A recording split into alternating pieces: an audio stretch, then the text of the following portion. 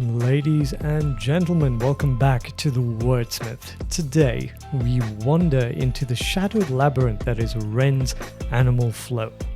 Now, before we begin this grand excavation, may I invite you ever so gently to support the channel's ongoing voyage into the heart of music. A like, share, and a comment helps this little channel thrive far more than you might imagine. And should you wish to go a step further in fueling this creative endeavor, you may join us on Patreon, offer a gesture via Buy Me a Coffee or Super Thanks, or even become a full channel member. To those significant souls whose names are appearing on my screen now, my deepest gratitude. Your generosity lights the lamps along the winding analytical road. Now, without further ado, let's dive straight into it. Ren's animal flow.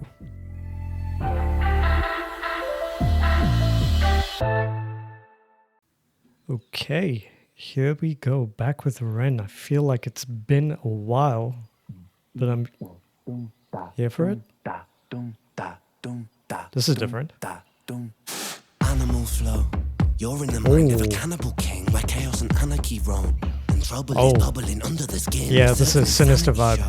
Whenever I pick up the mic and begin, whenever these words that I write with my pen come alive, they ignite like I pulled out the pin. Ooh. Animal flow, out in the jungle, I'm ready for war. I'm beating your brains with a bat, I'm swinging it back, and it's spooky, your bike cause I'm bored. Graphic. The cannibals, bro, a murderous mind that you can't ignore. I wait and react with combat on the counter attack on the king of the jungle, I roar. This is very graphic. Yeah, this is a different vibe. Okay, so sorry to stop. There's a lot to unpack here. And someone in the comment section actually gave me the pretty much entire bio of the song. So I do have a background of what the song is actually about. But it's a very, very different vibe, very sinister. It's grotesque in a way that's creative and enthralling. But let's do a deep dive of the lyrics. Okay, so what we witness in these opening lines of Animal Flow is Ren summoning a sonic bestiary of the human psyche. And as I guide you through this reaction, vocal, and lyrical analysis, dear viewers, we step together into a realm where language prowls with a bared teeth and rhythm thrums like a pulse under duress. And Ren fashions himself as a cannibal king, a monarch of mayhem, and with that image, he plunges us into a world where chaos is not merely present, but sovereign, where anarchy roams like a feral creature stalking its territory, and where creativity is depicted as something volatile, a grenade whose pin he mischievously pulls each time he touches the microphone. And that's really cool, that's really interesting, because the writing here is startlingly vivid, each phrase suggesting a mind teetering on the precipice between brilliance and unraveling. And Ren's delivery mirrors the psychological tension with a kind of breathless ferocity. His articulation is sharp, his cadence is predatory, each consonant snapping like the jaw of some nocturnal beast. So it's really quite fantastic. And when he proclaims himself Lord of the Cannibals, he leans into a metaphor of consuming, devouring, dismantling, not bodies, of course, but structures of power, societal facades, and perhaps even his own inhibitions. And as he swings between imagery of violence and declarations of dominion, what emerges is not mere shock for shock's sake, but a theatrical embodiment of the raw, animalistic instincts we all harbor yet rarely dare to acknowledge. In declaring himself the king of the jungle, he is not only asserting supremacy within the narrative, but also crafting a portrait of an artist who channels psychological tumult into a creative energy, a performer who roars not out of rage alone, but from the electrifying liberation of abandoning decorum and embracing the untamed. Unfiltered self in this way. And it is this wild interplay between metaphor and madness, and musicality that sets the stage for the extraordinary performance that is unfolding before us. So really interesting from Ren thus far. Don't think I've heard him like this before. Okay, color me intrigued. So let us continue.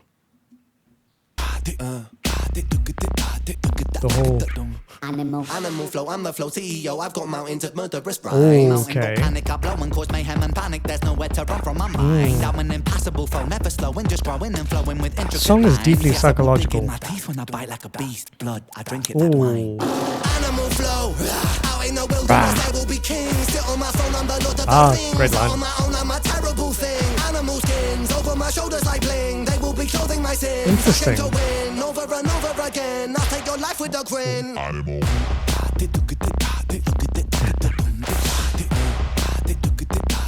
I like the vibe of it though. Animal. What does this song remind me of? Yeah, I just need to pause because I'm assuming that's the end of the second verse or rather the end of the chorus. So, now, beloved viewer, as we delve deeper, the lines begin to unfurl with an even more formidable flourish, revealing Ren as both architect and arsonist of his own sonic empire. Flow CEO, cool line. It's presiding over an industry of mayhem where every rhyme detonates with volcanic force, and it's straight to your ears. This is not mere bravado, but a cleverly wrought persona, a creature forged from linguistic magma, erupting in unpredictable torrents that leave no mental refuge untouched. And his self-portrayal of an impassable foe speaks to the intricacy of his technique, the way his rapid-fire syllables braid together with mathematical precision, whilst maintaining the feral swagger of something untamed. I don't have a name for it. But he likens his creative bite to that of a beast, and in drinking blood like wine, he reaches into the gothic, the grotesque, the ceremonial, suggesting that he consumes not literal flesh, of course, but the symbolic vitality of struggle, conflict, and challenge, turning darkness into sustenance.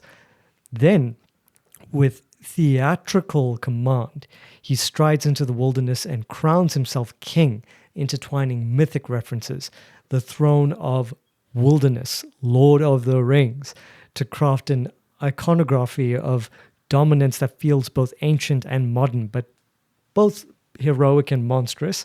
And when he drapes animal skins over his shoulders like bling, we witness a clever collision of primal imagery with contemporary swagger, a kind of savage couture that transforms brutality into ornamentation. This notion of clothing his sins in literal skins is as arresting as it is poetic, and I love it. And it's hinting at a character who does not hide his transgressions, but wears them with triumphant transparency. And throughout the passage, Ren's vocal delivery amplifies this narrative. Every consonant is sliced clean, every rhythmic shift a flex of authority, every guttural interjection that he uses here. A reminder that beneath the clever wordplay lies an untethered prowling force by the time he declares that he came to win over and over again. Taking metaphorical life with a grin, we are witnessing the full manifestation of a persona that revels in its own ferocity, a theatrical embodiment of raw ambition and primal selfhood that Ren wields not merely to shock, but to mesmerize. Okay, I actually didn't notice how short the song was, so I'm just going to let this play straight through and not interrupt. Here we go. Animal. Mary I like had this. the little lamb whose fleece was white as snow. Ooh. It made the blood look so much redder when I slit its throat. Watch it drip, drop, Oh. drip, drop, till the ground was soaked. Oh, Mary, Mary, So quite contrary violent with how his the lyrics. blood it flows. Horrific, explicit, happy, parasitic, acidic, I'm eating your flesh. Don't fidget, I'm livid, not mentally with it. I get kinda sick when I'm stressed. I am the eye, I understand, I am the though. storm, I am the fury, I am the scorn, I am the belly, I am the beast. Ooh. Yes, I am, yes, I am, yes, I am, yes, I'm an animal, yes, I'm an animal, yes, sometimes the things I say are irrational. Gorilla. Quite radical, yes, I will be waging war on that capital. Yes, I will burn the houses of parliament down, cause hypocrites, they burn quite easily. Wow, burn and pillage it all to the ground. Your illegitimate king lost his crown. Animal flow, show no mercy under my rule. I won't be kind, I will be cruel. Down on my foes. I understand now. Yes, I'm tyrannical, bro. So never mistake a man for a fool. I'll take your ignorance right back to school and teach you a lesson for testing my cool. Animal. Teach you a lesson for testing my cool. I like that. That's cool. He's also scatting, which is a jazz technique. Animal. Yeah, no, I'm a fan. I'm a big fan. That was a good song. There's a lot more depth in that song than one would think. But let's uncover that. There were a few bars in there that were really, really quite profound. Okay, so final passage. Really quite astonishing. Ren descends into a macabre nursery rhyme fantasia, twisting the innocent cadences of childhood verse into something, again, gothic, grotesque, and profoundly unsettling. And as we share this reaction, this lyrical analysis with each other, it becomes clear that this section serves as the song's most daring confrontation with the monstrous recesses of the human imagination, and he's very good at bringing this out. Mary had a little lamb as a blood-soaked tableau. He is not courting shock for its own sake, but rather illustrating how violence, power, and moral corruption can worm their way even into the most familiar cultural spaces, staining innocence with a lurid crimson. For example, the repeated yum yum yum refrains are delivered with an not unwavering, but also unnerving theatricality, a deliberately exaggerated grotesquerie of something that blurs the line between character and caricature. And his admission of mental disarray. I get kind of sick when I'm stressed. And that sort of hints at the psychological volatility fueling this persona that he's putting on, suggesting that the beast is both a mask and a mirror. And then Ren shifts into a litany of identity.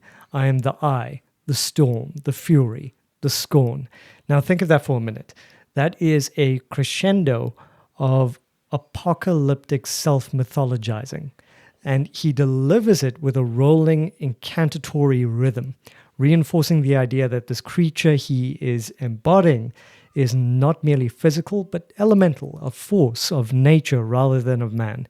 And yet, with the characteristic candor, he admits that his utterances may be irrational and his actions radical, allowing a sliver of self-awareness to shine through the carnage. What follows his inflammatory vow to burn the Houses of Parliament down is pure allegory, a symbolic immolation of hypocrisy, corruption, and institutional rot, drawing on centuries of revolt and rebellion to express a fury not political in policy, but primal in spirit. It's a howl against power structures that betray their people, and his imagery of pillaging, dethroning, and drowning foes in a paddling pool blends brutality with absurdity, reminding us that this entire performance is hyperbolic theatrical spectacle rather than a literal manifesto. And the vocal delivery matches that energy: sharp, punchy, mischievous, rhythmic, brimming with controlled chaos.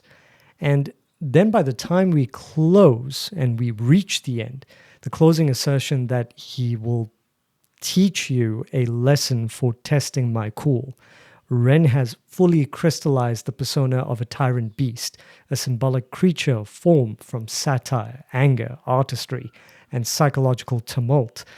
And in this moment, Animal Flow becomes not merely a song, but a cathartic ritual, an exploration of humanity's darkest instincts, transformed through lyrical virtuosity and electrifying vocal performance.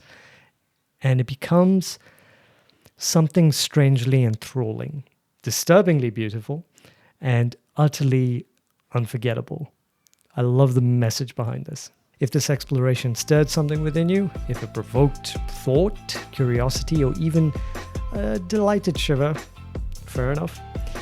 I would love it if you'd be so kind as to grace the video with a like, a comment, subscribe, and a share. Each simple gesture breathes life into the WordSmith YouTube channel and helps this community more than you can ever know.